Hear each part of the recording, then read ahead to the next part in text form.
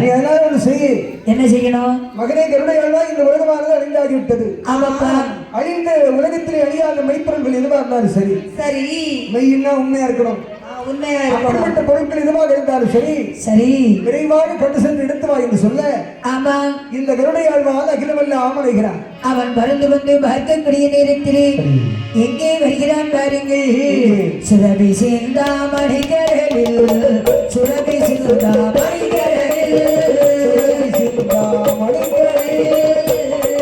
ஒரே சுரபதி ஹீரோம் இதங்கு கண்டா, சுரபதி ஹீரோம் இதங்கு கண்டா, சுரபி சிந்தாமணிகரவில், சுரபி சிந்தாமணிகரவில்,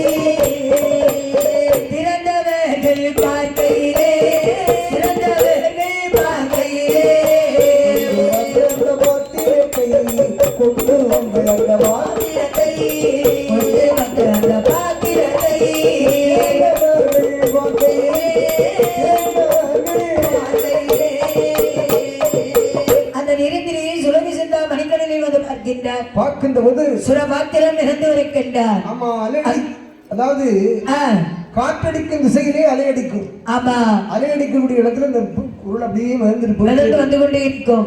சரி, மேக்க அடிச்சா மேக்க கொண்டு போகும்.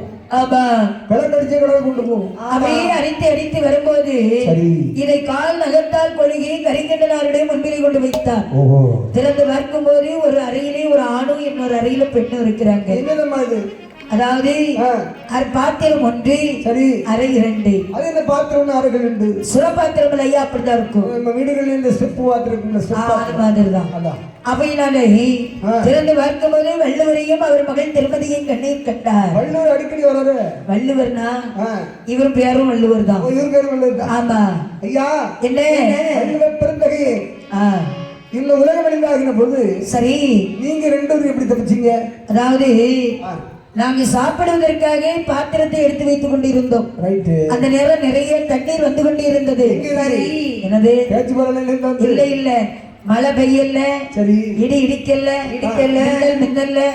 ஆனா காட்டாற்று வெள்ளம் கரை புரண்டு வருவதை பார்த்தோம். பக்தகுடிகளுக்கு மீண்டும் அறிவிக்கின்றோம். ஆமா, ஆலய வளாகத்திலே யாரோ ஒரு மணிபர்ஸை தவற விட்டிருக்கிறார்கள். ஒரு பர்ஸ், அதுக்குள்ள காசு இருக்கு, செல்போன் இருக்கு, பணம் இருக்கு, ஆமா, கைபேசி இருக்கு. யார் தொலைச்சிங்களோ அவங்க வந்து வாங்கிட்டு போங்க. கைபேசி அந்த பர்ஸோடு யார் தவற விட்டார்களோ, ஆமா, அந்த அடையாளத்தை சொல்லி கேளுங்க, நாங்க தர காத்திருக்கிறோம் அப்படி என்று சொல்லி இந்த இரட்டையாழ்வான் கொண்டு வந்த பாத்திரத்தை பார்த்து வள்ளுவரையோ வாசிகையோ அழைத்து சொல்கிறார். இல்லையா, வாசிகை அழைத்து, அதாவது அவருடைய மகள் திருமகள் பூச்சி போட்டு வள்ளுவர் வாசிகள். வள்ளுவர் வாசிகளையா, வள்ளுவரும் அவருடைய மகள் திருமகள். திருமகள் வள்ளுவர் வாசிகள கடந்த மனைவி ஆயிடுவாங்க. சரி, ஆகையினாலே சரி, இந்த உலகத்திலே உங்களால் முடிந்த உதவிகளை செய்யுங்கள். என்ன வள்ளுவர் வாசிகள் ஒரு நாள் நம்ம கிணத்த தண்ணி எடுத்துட்டு இருந்தாங்க. அப்ப இவரு இன்னும் வெளியில வீட்டுக்கு வந்தாரு. சரி, வாசிக்கு ஓடி ஓடி கயிற விட்டா தப்பி கீழே போகல, அப்படியே நின்றுட்டு எந்த இடத்துல விட்டாலும் அந்த இடத்துல நிற்குது. ஆகையினாலே அப்படி இந்த இவர்களை அனுப்பிவிட்டு மறுபடியும் கருடனை பார்த்து சொல்லிட்டார்.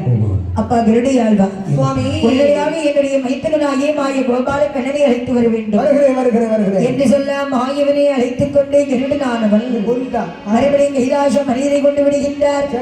பார்த்தார் கருடன். மாயவரை கண்டபோது சிவபெருமான் சொல்லுகின்றார், உடனடியாக கீழோகம் பாதாள லோகத்திலே சென்று ஒரு விடி குங்குமம் வாங்கி வாருங்கள். ஒரு தானே? ஆமா, அழிந்த உலகத்தை படைக்குமா? ஆமையா, 1000 பிடி மண்ணை வாங்கி தரத்தான். அப்படி என்று சொல்ல நீங்க எதுக்கு கவலைப்படாதீங்க. அங்கே மாயவன் எப்படி வருகின்றார் தெரியுமா? எப்படி? சிறிய வேண்டுமானே, இடை சிறிய வேண்டுமானே, எடுத்தால் ஒரு சுலபோ, எடுத்தால் ஒரு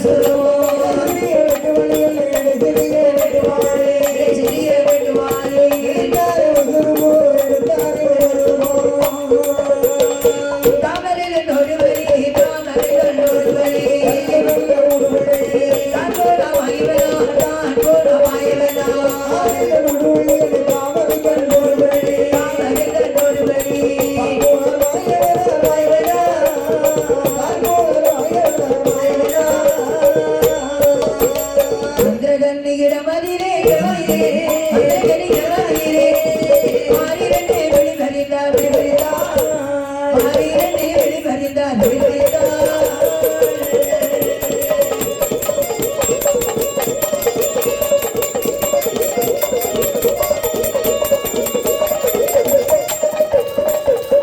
இப்படி மந்திரகண்ணி இடத்திலே வருகின்றார்.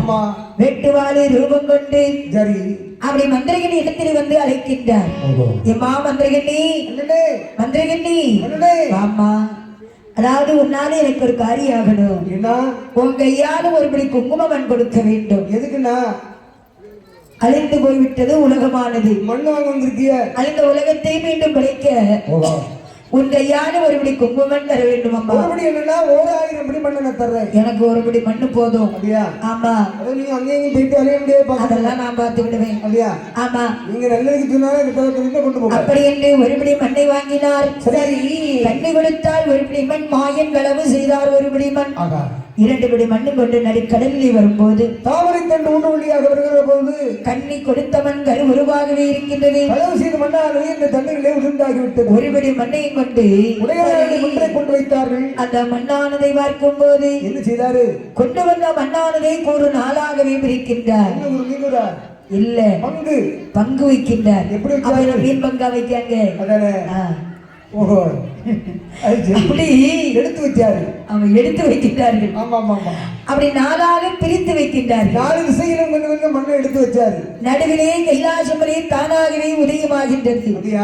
உதயமான போது ஒருபடி மண் வானமாக, ஒரு பூமியாக, ஒருபடி மண் மலையாக, ஒருபடி மண் சமுத்திரமாக, கடல்களாக, அப்படியே அந்த உதிர்ந்த மண்ணை எடுத்து உலகத்திலே வாழக்கூடிய மனித ஜீவன்களை அத்தனையும் படைக்கின்றார். சடலமாக படைத்தார். ஆமா, மனிதன் பிறக்கும் போது ஆணி இருக்காது, அடக்கம் இருக்காது, சடலமா தான் இருக்கும். அப்படி தூக்கி அப்படி காலை அப்படி தூக்கி தலைகளை பிடிச்சி ஒரு உதறி தலையில 4 தட்டு விட்டாதான் அனுப்போம்.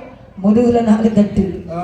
அப்படி இருக்கும் போது சரி, இந்த கைலாச மலையானது தோன்றிய மாத்திரத்தில் அங்கு புதிதாக தோன்றிய கைலாசமலையை தோற்று சுத்தம் செய்ய வேண்டுமையானால் என்ன செய்வது? ஒரு பெண்ணை பிறவி செய்ய வேண்டும். யாரை செய்வது என்று யாரை பிறவி செய்கிறார் வாருங்கள். சண்டத்தியை பிறவி செய்து சங்கரனார் ஏது சொல்வார்.